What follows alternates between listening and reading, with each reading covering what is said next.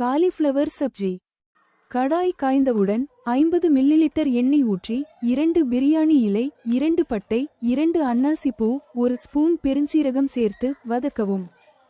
2 பெரிய வெங்காயம் சிறிய துண்டுகளாக நறுக்கி சேர்த்து தேவையான அளவு உப்பு சேர்த்து வதக்கி இஞ்சி பூண்டு விழுது 2 ஸ்பூன் சேர்த்து பச்சை வாசனை போக வதக்கி 2 தக்காளி சிறிய துண்டுகளாக சேர்த்து வதக்கவும்.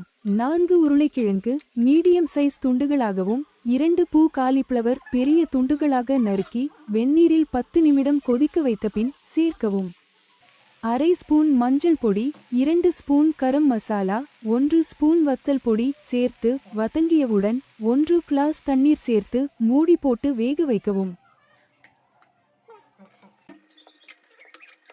நன்கு வெந்தவுடன் கொத்தமல்லி இலை தூவி இறக்கினால் சூடான சுவையான காலிஃப்ளவர் சப்ஜி தயார்.